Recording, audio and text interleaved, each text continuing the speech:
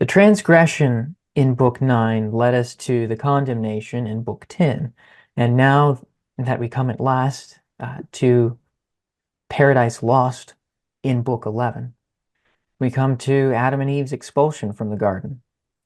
All consolation in earthly things are taken away, and this produces this violent grief, this very visceral state of mourning. And the first human beings are made to stand without support, or at least they're imagining what it would be like to stand without support of Eden, particularly. Paradise Lost, I believe, is one long elegy, or at least you can look at it that way.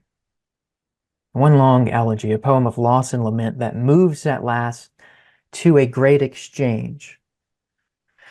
Well, welcome everyone to our lecture on Book 11, the penultimate lecture in our course Paradise Lost in Slow Motion, hosted by the Antrim Literature Project.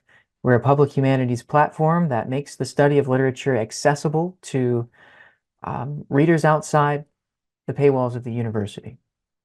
I'm joined over Zoom with students of the course, and I'm looking forward to meeting with you all per usual after the lecture for discussion. The poet and critic Peter Sachs wrote an excellent book called The English Elegy, and I want to share a portion of that.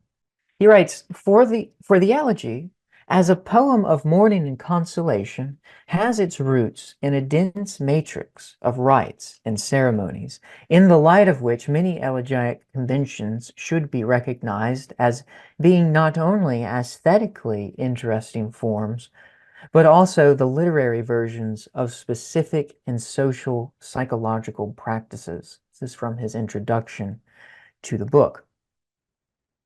Paradise Lost, I think, participates in a broadly social and psychological practice of experiencing loss. It emerges from this felt experience of loss and works as an art form towards the consolation of that loss. And in Book 11, the loss reaches an unbearable weight.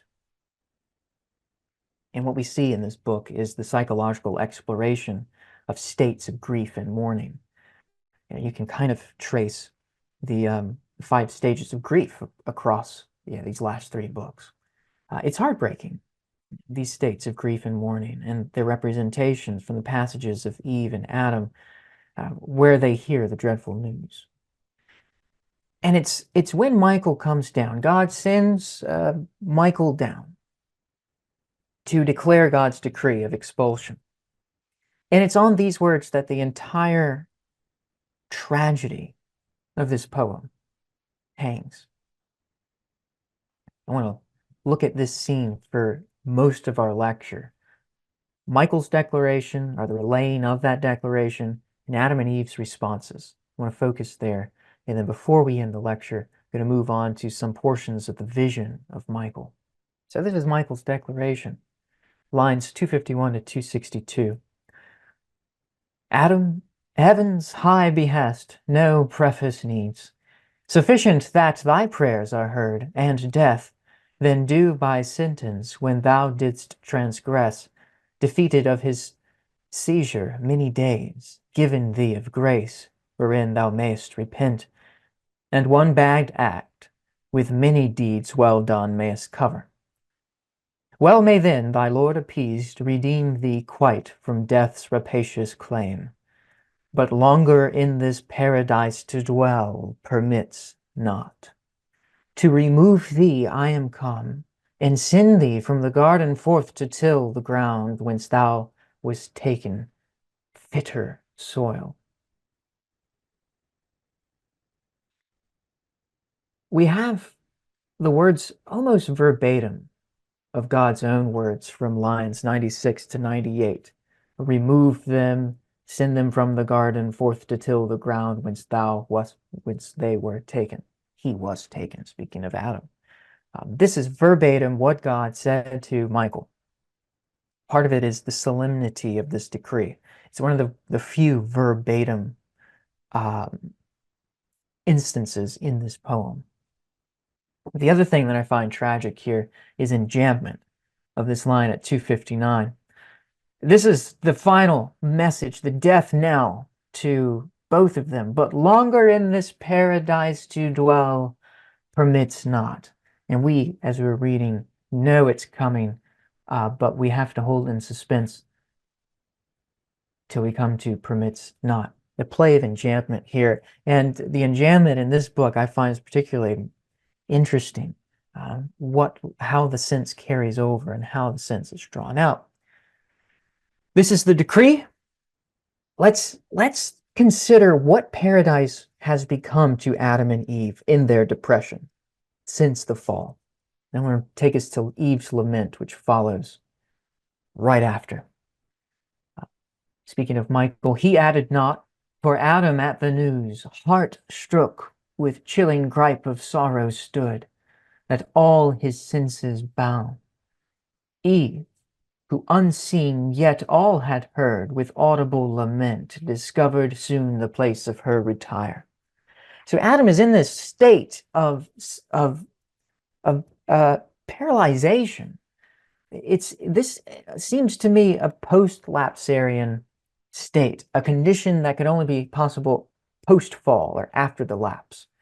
He added, for Adam at the news, heart-struck, grief binds his senses, the power of emotion to paralyze the body. Seems something that is definitely after the fall.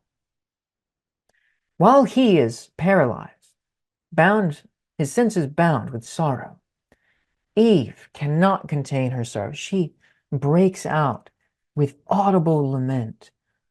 Oh, stroke! Oh, unexpected stroke!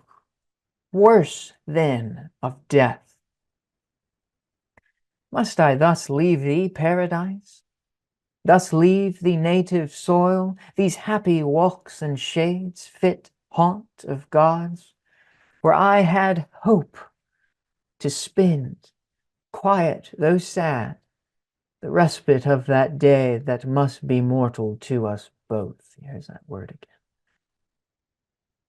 O flowers that never will in other climate grow, my early visitation and my last at even, which I bred up with tender hand from the first opening bud, and gave ye names, who now shall rear ye to the sun, or rank your tribes, and water from the ambrosial fount. The lastly nuptial bower, by me adorned, with what to sight or smell was sweet, from thee how shall I part, and whither wander down into a lower world, to this obscure wild? How shall we breathe in other air less pure, accustomed to immortal fruits? This is just a tragic passage. We see Eve struggling to gain her balance within this, to reckon with this news. Notice a few things. Let's walk through here. What I find conspicuous and somewhat humorous amidst this heartbreaking lament is the absence of Adam, and how Adam is not really consolation to Eve at all. She is thinking of paradise, it strikes me. Thus leave the native soil.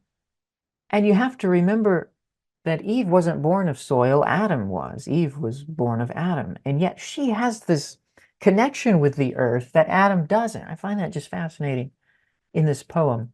Soil, this word we've explored before, going back to the Latin, which means ground or our root or seat. It's not related to soul. We don't actually know where the word soul comes from. There's the old English word sowell, but there might be some overlap here in the Latin with soul. But this native soil, these happy walks and shades, where I had hope to spend. Hope in these states is the psychological state of grief. One is looking on something to lean on. This is hope. And in the short space between the fall and this moment, she has rested her hope on paradise. This is the hope to spend, quiet though sad, the respite of that day that must be mortal to us both. She addresses paradise, the apostrophizing of it, the apostrophizing of the flowers, early visitation, which she tended at eve, must leave the ambrosial fount. This, it's speculated to be the fount of life that was making them immortal, that was keeping death away, and that's partly why they must be expelled. The lastly nuptial bower, and we think, or at least I did, I thought, oh, here comes Adam. Adam is going to be a part of this. But no, it's not memory of Adam in the nuptial bower. By me adorned with what to sight or smell was sweet. What she remembers and will miss about the nuptial bower is that it was adorned with her flowers. And I was reading over this passage, talking to my wife, Darren, about it, and she pointed out, which I didn't notice, this enjambment, which I'm not sure if it's intentional or not, but seems to suggest that, and lastly, the nuptial bower that was adorned by me, meaning I was the object of adornment. And so if you read it that way, suspending what it was adorned with in this line to follow, it betrays perhaps a narcissism that I think is not really present anywhere else. But the enjambment, again, strange in what it withholds, and then corrects with the line that follows. How shall I part with thee, and whither wander down into a lower world, to this obscure and wild, air less pure, unaccustomed to immortal fruits? And so William Empson notes these last tired lines. He says that in the tired, repeated rhythm of these last two lines, Eve leaves floating as things already far off, all that makes up to her the atmosphere of paradise,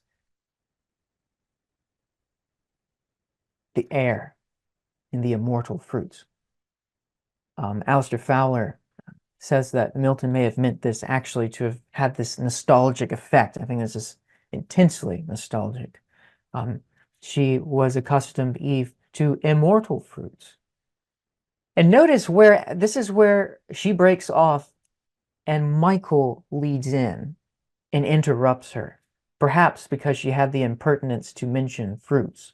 That she would now be leaving paradise, and it might be, according to Alistair Fowler, which I think is perceptive, Michael's interruption may be provoked by her insensitivity in venturing to mention fruit at this juncture. Because it is the cause of all their woe. That's mortal to them both, the fruit.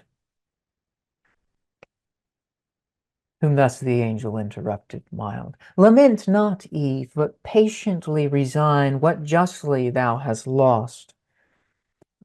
Nor set thy heart thus overfond on that which is not thine. You know, Nick, you might have something here.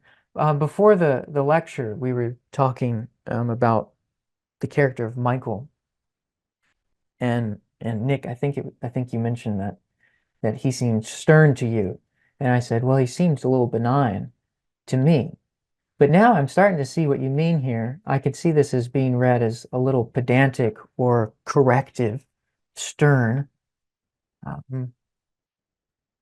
but patiently resign what justly thou hast lost. And it does seem to point back to her mention of fruit. Thy going is not lonely. With thee goes thy husband. Him to follow thou art bound. Where he abides, think there thy native soil. Which is really anthropologically correct in this world because she actually did come from him, but she doesn't have the same spiritual connection with him as she does paradise. Now let's go to Adam and think about what the paradise is to Adam, what it has become during this time. Adam by this from the cold sudden damp recovering, and his scattered spirits returned, to Michael thus his humble words addressed. Celestial, whether among the thrones are named of them the highest, for such of shape may seem prince above princes, gently hast thou told thy message, which might else in telling wound, and in performing in us. It's a bit of classical rhetoric here. You have this address,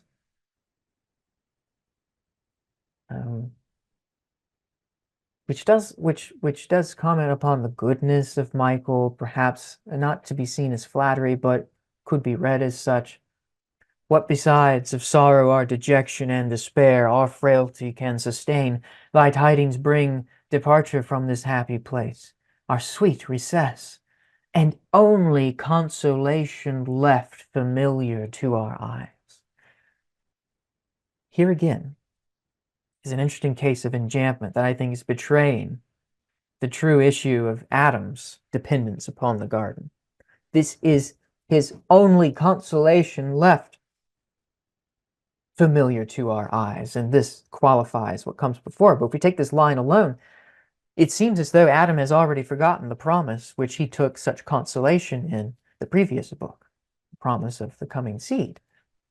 All places else inhospitable appear and desolate, nor knowing us nor known. And if by prayer incessant I could hope to change the will of him who all things can, I would not cease to weary him with my assiduous cries. But prayer against his absolute decree no more avails than breath against the wind, blown stifling back on him that breathes it forth. Therefore, to his great bidding I submit. And this was important, because God mentioned in heaven that to test them, see if they submit to thy decree. This most afflicts me, that departing hence, as from his face I shall be hid, deprived his blessed countenance. Here, this sacramental semblance between the paradise and God, I could frequent with worship, place by place where he vouchsafed presence divine, and to my sons relate, on this mount he appeared, under this tree stood visible, among these pines his voice I heard. Here with him at this fountain talked. So many grateful altars I would rear of grassy turf, and pile up every stone of lustre from the brook in memory, or monument to ages, and thereon offer sweet-smelling gums and fruits and flowers. In yonder nether world, where shall I seek his bright appearances, our footstep trace? But though I fled him angry, yet recalled to life prolonged and promised race, I now gladly behold, though but his utmost skirts of glory, and far off his steps adore. I find it fascinating that Adam sees in paradise the only consolation.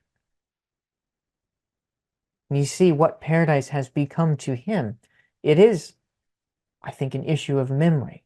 This idea that he wants to turn the place into a living monument for his sons to teach. This, I think, is an instance of imperfect piety, but before I go that, it's something that I believe Milton is trying to show us here. Before I show that, I'd like to show just a passage from Wordsworth's letters. He sent a copy of Lyrical Ballads. Let's see. Let me get my screen up here. He sent a copy of his Lyrical Ballads to Charles James Fox. And he writes this about the domestic affections and how the landscape itself becomes a mnemonic tablet. Wordsworth, who knew Milton's work well, I think is recognizing in humankind this natural urge to inscribe the landscape with memory, but he's also recognizing, I think, that this comes from Milton, not explicitly. But listen to what he says. The domestic affections will always be strong amongst men who live in a country not crowded with population, if these men are placed above poverty. But if they are proprietors of small estates, which have descended to them from their ancestors, the power which these affections will acquire amongst such men is inconceivable by those who have only had an opportunity of observing hired laborers, farmers, and the manufacturing poor. Their little tract of land serves as a kind of permanent rallying point for the domestic feelings, as a tablet upon which they are written, which makes them objects of memory in 1,000 instances when they would otherwise be forgotten. It is a fountain fitted to the nature of social man, from which supplies affection, as pure as his heart was intended for, are daily drawn. This is what Adam wants of paradise, it to be a place, a locus of remembrance. For Eve, paradise was a pastime, a purpose. It was child and family, a place upon which she could rest all the tenderness of her motherly affection. And Milton and his readers in the 17th century would have recognized how, in the short space between fall and expulsion, the garden has already become an idol, and that Eve's worship and attention is already misdirected. And the same thing is going on for Adam here. For Adam, the garden is an emblem or a symbol of his connection to God. The garden has always been a church, in a way, but not in the but not in the short space between the fall and expulsion. It has become, instead of a church, a religion, something akin to what the 17th century Protestants would call popish superstition, an unhealthy reliance upon the outward rites, symbols, and external supports. The garden has gone from sacrament to idol for Adam as well. And I don't think that Milton would be comfortable with even my describing the prelapsarian garden as a sacrament. But let's say it's a symbol of communion, then, a sign of some inward spiritual reality. So we could read this as Milton asserting, I think, a necessary point in religious psychology for him. He believed that, and many others at this time believed that depression led to superstition, that one who was depressed was prone to going to forms of external religion. And by superstition in the 17th century, by popish superstition, they mean any reliance upon an external practice or form for communion with God, instead of worshiping in what they would call spirit and truth. And Adam is not yet a Protestant Christian like Milton, one who believes in faith alone, in the victorious triumph of the seed over the serpent's head. But that's coming, I think. One of the things that happens, I think, in the last two books is this conversion to Milton's understanding of Protestant Christianity, that the first human beings are made kind of like English Protestants. And that could be why the last two books are sometimes said to be disappointing. Joshua, you mentioned that before we started the lecture, that some scholars think that. And I think that could be playing into that the spiritual consolation seems insufficient recompense for the loss of the garden, perhaps. All right, so Eve is laid to sleep. Adam is led up to a high hill. The image of Adam being led up to the high hill where he's going to have these visions of the future.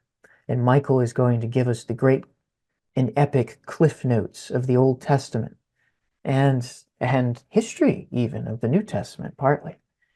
He's going to summarize the great redemption story as understood by Protestant Christianity, and largely much of Roman Catholic and Eastern Orthodox Christianity as well. There's not too much different in Michael's presentation there, or much to disagree with. It's pretty universally Christian. But this image of Adam leading up to the hill, to look out upon the future of the world and the wilderness, is to put the readers in mind of a very important scenario that happened in the Old Testament. Moses led the people of Israel out of Egypt. They wander in the desert for 40 years. Moses delivers the law to the people, and he incurs the wrath of God by striking a stone twice after God told him to strike it once and that will make water to flow. Moses, in his anger against the people, struck it twice, and for that, God told Moses, "You will not enter the promised land." But God, right at the end of Moses's life, God leads Moses up to Mount Nebo, where he is able to see the promised land before his death. And I think this is another instance. We saw last week how in Book 10, Milton is giving us, the reader, the Christian readers of the 17th century in particular, these theological nuggets that are withheld from Adam's understanding. And this is another instance of, I think, an illusion that's supposed to be recognized and that's supposed to give hope. But where is the hope? Because Adam is not seeing the promised land that Moses saw. Adam is seeing a pretty grim picture of the carnage, uh, the destruction that his sons and daughters will wreak across the world. The illusion is for us, not for Adam. And I think Milton is suggesting, wait, because it's through this vision that the consolation is going to come, at least for Adam. And it's through Eve's dream at the end of Book 12 when she awakes. It's through the dream that she is led to this moment of feeling sufficiently recompensed with the loss of paradise. So the psychological state of despair and grief must be suspended for a few moments longer. We have this summary of the Old Testament, what Adam is seeing, and we see his reactions to these well-known stories of the Tower of Babel, for instance, or of Noah and the flood. There's this really sad description of old age, telling Adam how he's going to die. There is, said Michael, if thou well observe the rule of not too much, by temperance taught in what thou eat'st and drink'st, seeking from thence due nourishment, not gluttonous delight, till many years over thy head return. So mayest thou live, till like ripe fruit thou drop into thy mother's lap, or be with ease gathered, not harshly plucked, for death mature. This is old age, within thou must outlive thy youth, thy strength, thy beauty, which will change to withered, weak, and gray, thy senses then obtuse, all taste of pleasure must forego to what thou hast, and for the air of youth hopeful and cheerful, in thy blood will reign a melancholy damp of cold and dry, to weigh thy spirits down, and last consume the balm of life. And as this is Milton speaking, I think from experience, senses obtuse, such as his sight, he certainly has the melancholy damp told to Adam here. Now, there's an interesting moment right at the end of this book that I want to mention that I think for those of you that have heard my lecture on how English poets read the Bible, you might be able to see a typological foreshadowing going on here, hidden at the end of this passage. It's when Adam sees the vision of Noah and the ark, which is lifted on the waters. God saves just Noah and his family, and the entire world is destroyed. Adam laments. But in Noah, there's this interesting figure. Notice how Adam describes Noah.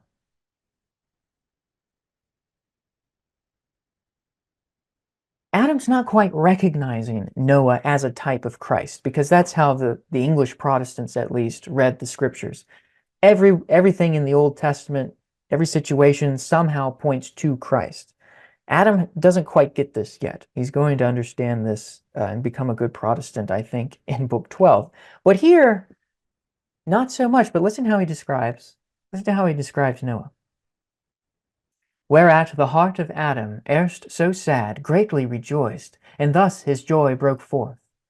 O thou that future things canst represent as present, heavenly instructor, I revive at this last sight, assured that man shall live with all the creatures, and their seed preserve. Far less I now lament for one whole world of wicked sons destroyed, than I rejoice for one man found so perfect and so just that God vouchsafes to raise another world from him, and all his anger to forget. But say, and here he changes the subject, looking at the weather, but say, what mean those colored streaks in heaven, distended as the brow of God appeased, or serve they as the flurry verge to bind the fluid skirts of that same watery cloud, lest it again dissolve and shower the earth? This description of Noah, or that Adam is in this spontaneous praise, uh, seems very much it could be applied to Christ himself.